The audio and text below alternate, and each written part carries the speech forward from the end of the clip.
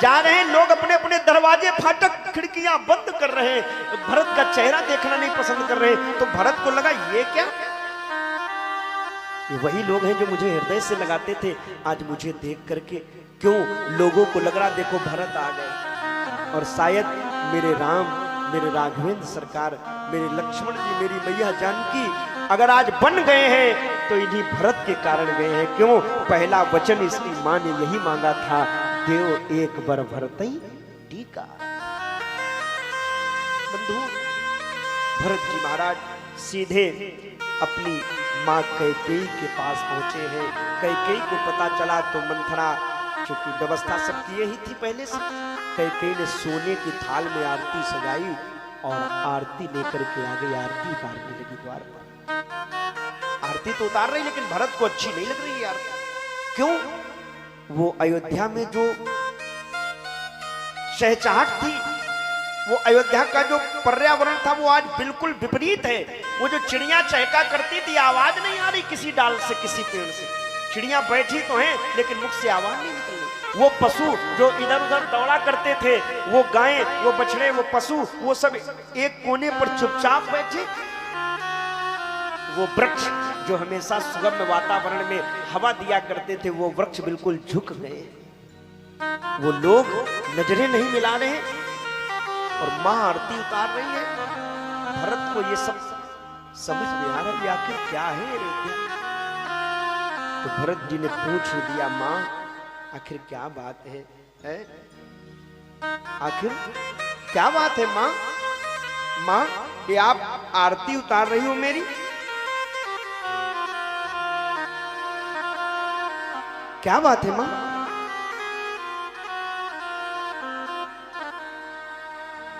आखिर ये अयोध्या की स्थिति ऐसी गंभीर क्यों मालूम पड़ती है? कैकेयी ने आरती उतार करके वो रख दी और आंखों में अब कपट के आंसू भरे। एक बात कहूं आपसे, आज भी संसार में लोग दो तरीके से रोते हैं। एक तो सत्य रोते हैं और एक असत्य रोते, माने झूठा रोते। सत्य वो होता है जो शायद मैं आपको कहूं ना चाह करके भी आंखों में आंसू आ ही जाते हैं, ये सही रोना है, सच्चा रोना है। या यूं कह दें जो ईश्वर के लिए कभी आंसू निकले, मंदिर में बैठ के कथाओं में बैठ करके भगवान का भजन करते हुए आंसू निकले, सच्चे वाले आंसू। और असत्य कपट वाले झूठे वाले आंसू जानते हो कौन? जो व्यवहार में लोग अदा करते हैं। हमारे गाँव में बूढ़ी माता जी थी, मैं बचपन का याद है, वो मोहल्ले में एक बिटिया विदा हो रही थी, हमसे बोली लाला देख के आओ, देखो विदाई शुरू हो गई। हम छोटे से थे, हम गए तो वहाँ कलेवा हो रही थी, लड़की विदाई नहीं हो रही थी। तो हम लौट के हमने कहा दादी वहाँ तो कलेवा हो रही, विदाई तो भी नहीं हो रही। तो दादी लीपा पोती कर रही थी, सोचने लगे भी 10, 5, 15, 20 मिनट में भी होगी, तो अपना काम में लगी रही। और जैसे बिटिया रोने लगी कमरे में, रो करके चली तो आवाज आई बड़ी तेज। दाई ने देखो ऐसे जल्दी जल्दी हाथ धोया गोबर का और ऐसे पहुंच गई, ऐसे साड़ी में ऐसे पहुंच लिया धीरे से, और जाके दरवाजे पे खड़ी हो गई। कम से कम 10-5 महिलाएं खड़ी वहां, और दादी जी भी खड़ी। और वो बिटिया जो थी ना विदाई के समय रो रही थी। बिटिया रोती कि नहीं रोती? आजकल भले न रोती, आजकल तो हमने देखा है गेस्ट हाउस में भी, शादी में गए थे मैं एक जगह, तो हमने देखा कि सुबह सुबह हमारे मित्र के यहाँ थी, तो बोला प्रदीप भैया रुकना है, अभी जाना नहीं। तुमने कहा भाई मित्र की शादी रुक जाते। तो हमने सोचा सुबह भी विदाई में बिटिया रोएगी, हम देखें कैसे रोएगी। और बिटिया रोई नहीं, उसके मामा जी या भैया जी ने गोद में लिया, वो बोली मम्मी बाय, मैं जा रही हूँ। तो हमें लगा है ये क्या मतलब, भाई बिटिया रोई नहीं। वैसे रोना सगुन होता कि नहीं माता जी, बोलो अच्छा ना, लेकिन आजकल बिटिया रोती नहीं। तो वो बिटिया रो रही थी। जब बिटिया ने भी देखा कि लंबी लाइन है तो ऐसे देख लेती है और ज्यादा देर नहीं रोती, उसको भी जल्दी ससुराल पहुंचे, जाना है यही। तो 2-4-10 सेकंड चाची चाची बोली न रो बिटिया, ऐसे ही होता ना। अब दादी जी वहां खड़ी, करीब 5 लोग उनसे पहले हैं, माने 5वें के बाद नंबर है 6ठे में दादी का।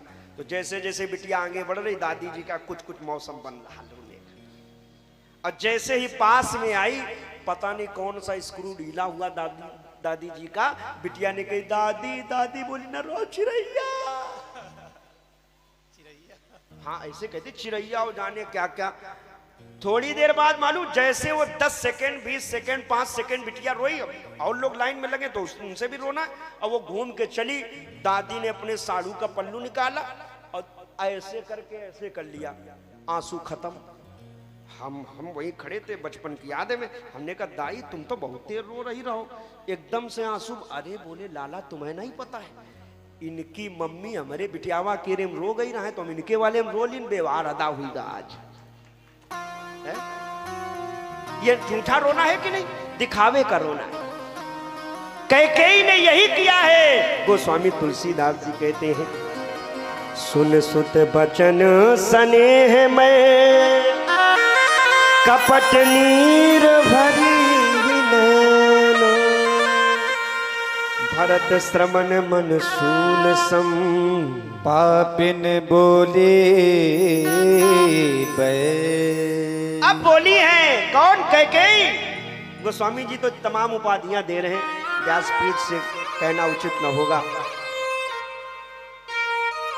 अब बोली कपट नीर भर के, माने वही झूठे वाले आंसू, दिखावे वाले।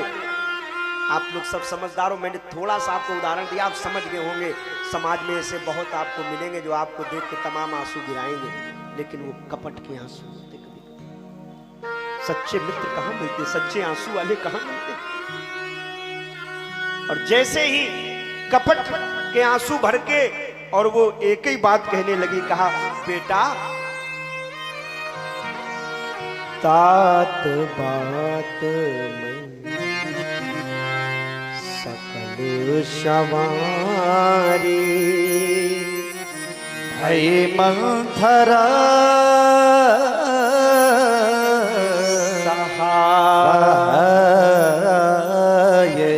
बिचारी।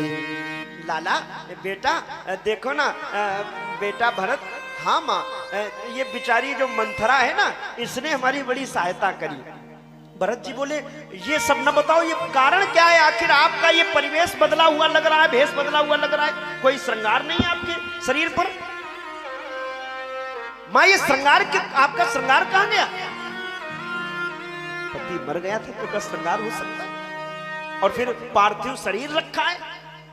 आजकल का परिवेश तो कलयुग में कुछ भी हो सकता है, विधवन के श्रृंगार नवीना गोस्वामी जी लिख गए हैं। खैर उसमें कोई हम नहीं व्यासपीठ से ऐसा कह सकते कि मत करिए, लेकिन जब तक पार्थिव शरीर रखा रहता तब तक क्या वो महिला उसके हृदय में ऐसा आएगा कि हम सिंदूर लगावे या हम कोई श्रृंगार करें? पति सामने पड़ा है तो कैकेयी श्रृंगार नहीं किए, अस्त व्यस्त कपड़े पहन रखे। तो भरत जी ने पूछा माँ ये क्या स्थिति बना रखी, क्या कारण है? कोई अयोध्या में मुझसे बोलता नहीं, कोई कुछ कहता नहीं, किसी से कुछ पूछो कोई कुछ बताता नहीं, अब आप कह रही हो मंथरा बिचारी। अरे मंथरा क्या, पूरा कारण बताओ। तो कैकेयी कहती है लाला कारण किया इसने बताना।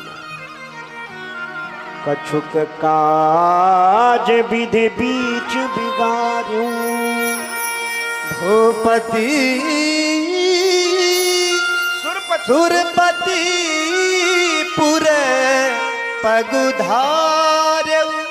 लाला कुछ विधि ने ऐसा विधान बिगाड़ दिया कि तुम्हारे जो पिता है ना वो परम इतना सुनना था कि भरत जी महाराज सुनत भरत में विषादा जन सहमे करके हरिनादा। श्री भरत जी महाराज विवश हो गए, बेहाल हो गए, मानो सिंह की गर्जना से कोई हाथी सहम जाता हो, ऐसे बिल्कुल आवाज। ये क्या, पिताजी खत्म हो गए। और एक पुत्र के लिए भले जब तक पिता जीवित हो उसकी अहमियत न समझ में आवे, लेकिन जब पिता नहीं रहता है तब उसे याद आती कि अरे वो देखो बैठे रहते, भले दरवाजे पे बैठे रहते थे लेकिन कम से कम दरवाजे रखाए थे। तब याद आती उन पिता की समझाई गई एक एक बातें।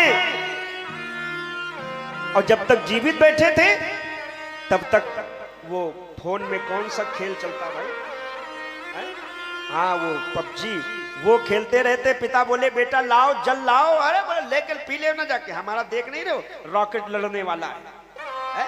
ऐसे ही कुछ है ना उसमें, रॉकेट क्या उड़ाते भाई भगवान जाने। कुछ लोग तो ऐसे दीवाने होते साहब, काम धंधा सब बंद, उसी में लगे रहते दिन भर।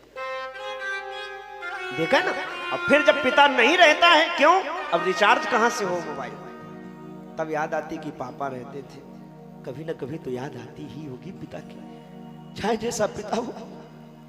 श्री भरत जी महाराज इतने विषाद से युक्त हो गए, अवाक रह गए, मुख से कुछ आवाज नहीं निकली और कहा, मां तात तात हातात पुकारी, परे भूमि तल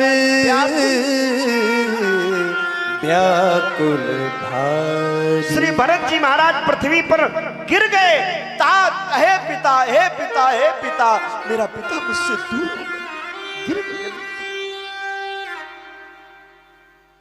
विलाप करने लगे और एक ही बात कहने लगे, हे पिता, मैं कितना अभागा था अपने जीवन में जो अपने पिता का चेहरा मरते समय न देख पाया। भरत जी को लगा पिताजी नहीं रहे, सब क्रिया कर्म भी हो गया, तब मैं आ पाया, क्योंकि कश्मीर से और अयोध्या काफी दूरी है कि नहीं। भरत जी को लगा सब कुछ हो गया होगा और मैं या कुछ नहीं हुआ होगा, तब भी हम दो बातें न पिताजी से कर पाए, कम से कम बैठ जाते, गंगा जल पिलाते, एक दो बातें कह देते, आशीर्वाद मिल जाता। और एक बात कहूं, आप लोग जितने लोग बैठे हो, जब कोई हमारा घर में, हमारे परिवार में कोई वृद्ध आत्मा शरीर छोड़ रही हो तो उसके पास जरूर 2 मिनट के लिए बैठिए, सारे काम छोड़ देना।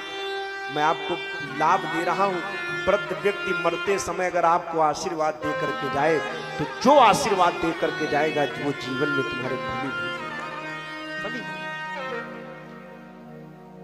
मैंने उस दृश्य को बहुत नजदीक से अनुभव किया है, मैंने स्वयं, कि वो जब वृद्ध मां या वो हमारा कोई स्वजन जब हमसे दूर हो रहा होता है, हम उसके नजदीक बैठ करके जब प्रणाम करते हैं, उससे कुछ कहने का, कहलाने का प्रयास करते हैं, तो वो न चाहते हुए भी हमारे सर पर जब हाथ रखती वो आत्मा, तो ये मान के चलो उस समय वो तो बोल पाता नहीं इंसान, लेकिन उसके हृदय से वो उद्गार प्रकट होते हैं और वो उद्गार हमारे जीवन में निश्चित तौर पे हमारी प्रगति को प्रशस्त करते हैं। हाँ? भरत जी धैर्य धारण करके खड़े हुए, कहा, मां एक बात कहूं? हाँ, ये बताओ कि भैया राम जी कहां? हमारे भैया कहां? क्या भैया को पता नहीं चला कि भरत आ गए हैं? वो मेरे बड़े भैया तो ऐसे थे कि हम बाहर से कहीं से खेल करके भी घूम करके आते थे तो भैया दौड़ते हुए आकर के मुझे हृदय से लगा लेते थे। वो कहां है? मैं उनसे मिलना चाहता हूं। कुछ धैर्य धारण किया कि चलो पिता नहीं है तो बड़े भाई का संरक्षण तो है, तो कम से कम भैया को लाओ, हृदय से लगा ले, कहां है मेरा भैया? और ये यहाँ इस समाज में बैठे हुए लोग, आज की स्थिति भले ही ये हो कि दोनों भाइयों में ऐसा मतभेद हो जाता है, मैं ज्यादा बात तो नहीं कहूंगा, लेकिन एक चीज का मैंने अनुभव किया वो मैं यहाँ जरूर कहूंगा। और यहाँ जितने लोग सुन रहे हो इस बात को थोड़ा आज जब घर जाना तो इसका चिंतन करना आपको कि प्रदीप मिश्रा जी ने क्या कहा आज की कथा में आपसे। मैंने उन भाइयों को देखा है, 2 भाई, 3 भाई, 4 भाई, जो भी रहे हो, बड़ा प्रेम था। कब तक? बोलो ना, कब तक? जब तक विवाह नहीं हुआ। ठीक है, इतना प्रेम था कि एक दूसरे के बगैर भले ही दूर दूर कमा रहे हो, लेकिन दिन में 2, 4, 10 बार बात करते फोन पर। और कोई चीज लेना हो, खरीदना हो, भैया वो देखो गाड़ी ये वाली लॉन्च हुई, ये वाली ली जाए, बोले हाँ एक काम करना 3 लाख में भेजे देना, बाकी तुम मिला लेना, ले लेना। एक दूसरे से इतना क्लोज फ्रेंडशिप रखते हैं भाई भाई, एक दूसरे के प्रति इतना अच्छा व्यवहार होता, भाव होता है, भाइयों भाइयों का प्रेम होता है। लेकिन एक बड़ा सोचनीय विषय है, मैं आपको दे रहा हूं आज इसका चिंतन करना जाकर के घर में, कि विवाह के बाद ऐसा क्या हो जाता है? बताओ माताओं, शादी के बाद ऐसा क्या हो जाता कि भाइयों भाइयों में एक दूसरे को देखना पसंद नहीं करते? इसका कारण आप लोग जांचना परखना अपने आप को।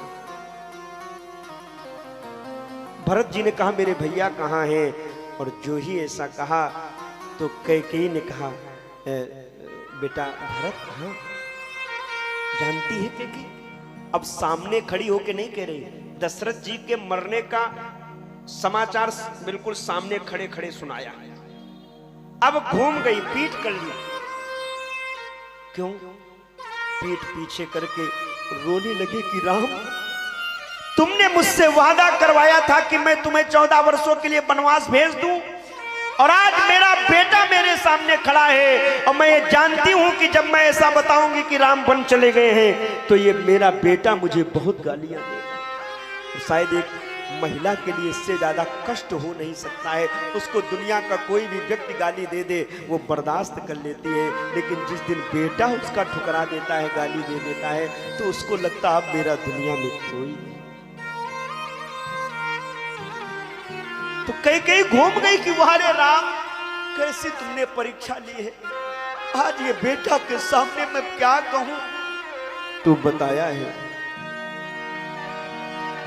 आदिउते सब आपन करनी, कुटिल कठोर मुदित मन बरनी। अपनी बात बताई, अपनी करनी बताई। अब ये करनी ही तो है। मुख घुमा करके खड़ी और कहती है भरत, मैंने तुम्हारे लिए तुम्हारे पिता से राज तिलक मांगा था और तुम्हारे भैया के लिए 14 वर्षों के लिए वनवास।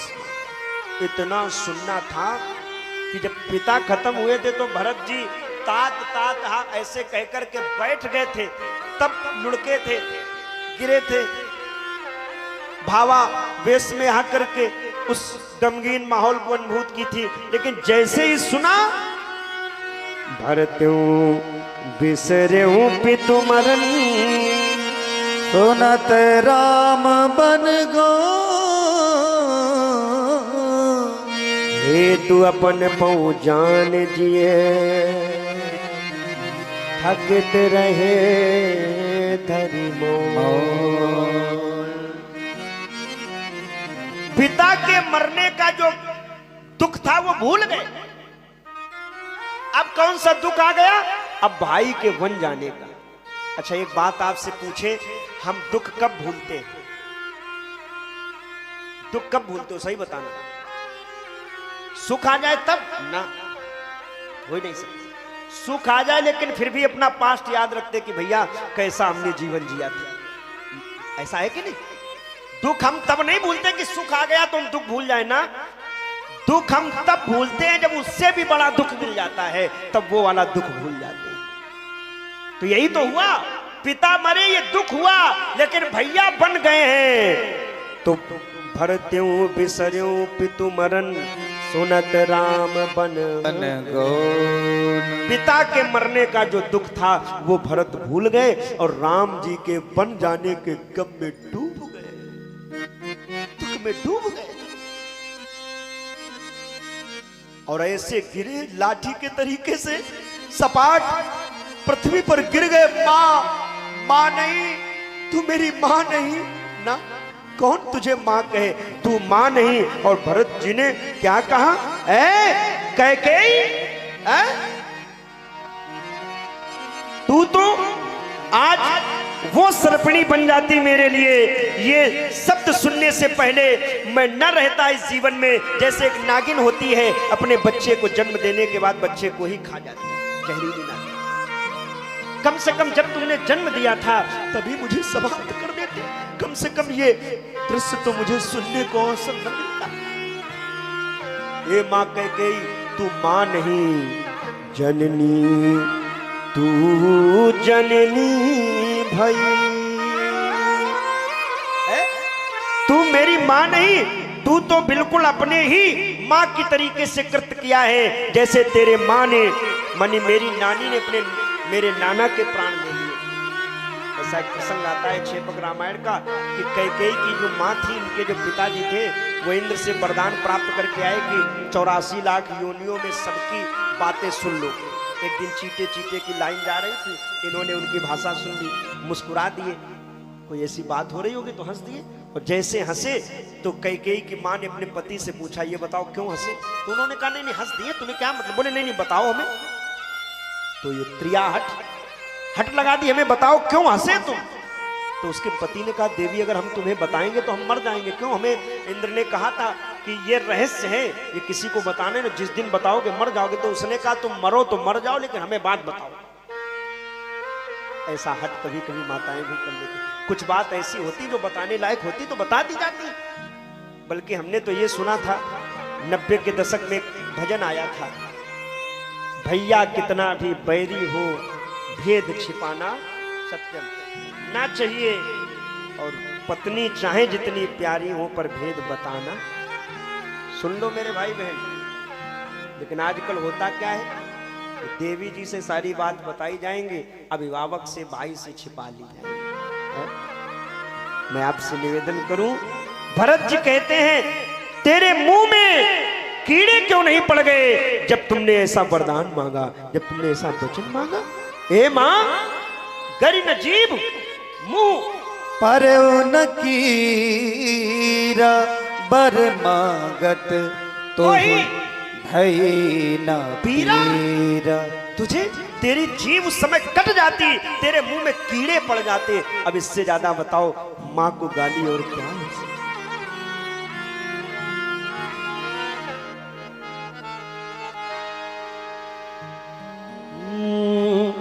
भरत जी कहते हैं, ए मैया तूने ये क्या कर डाला? हो माई तूने हथेली तूने काठानी मन में, राम सिया भेज दयेरी।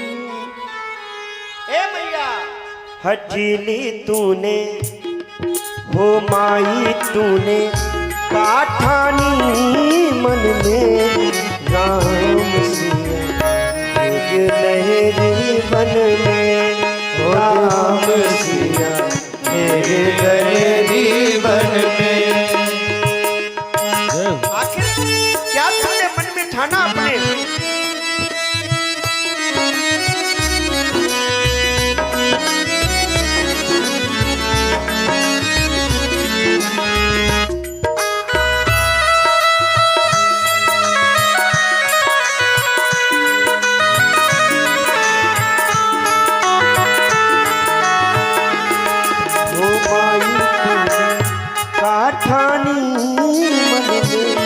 राम सिया मेरे दयेरी बन में, राम सिया मेरे दयेरी बन में।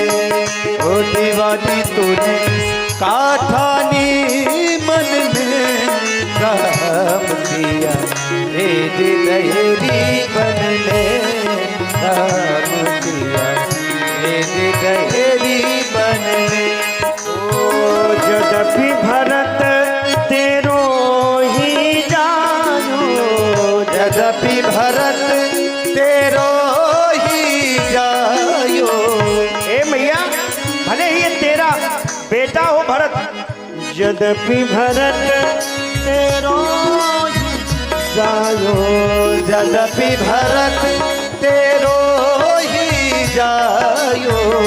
अपनो पति तन आप गवायो, अपनो पद तन आप गवायो। भरत की नजरन में, राम सिया भेज दयेरी बन में, राम सिया भेज दयेरी बन में।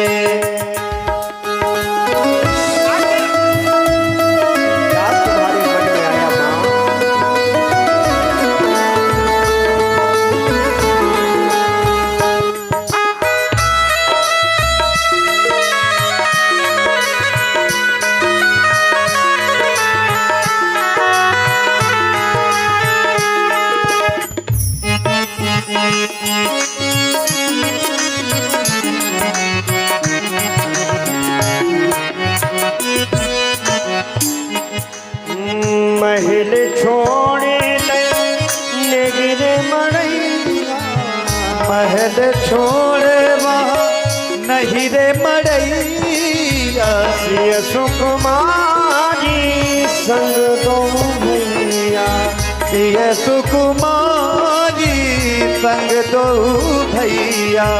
काहू ब्रज तर भीजत होंगे, काहू ब्रज तर भीजत होंगे। तीनों में वन में रासिया भेज गए वन में। भजनी तेने ओ माई तेने काठानी मन में रासिया भेज गए वन में।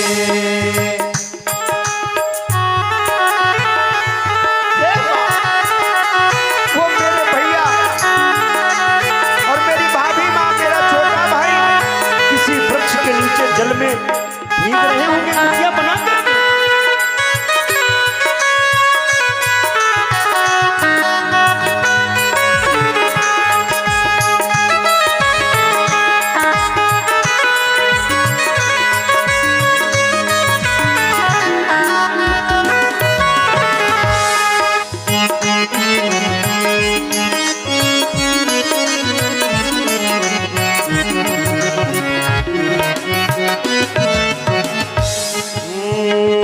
कौशल्या की छिन गई बानी, कौशल्या की छिन गई बानी।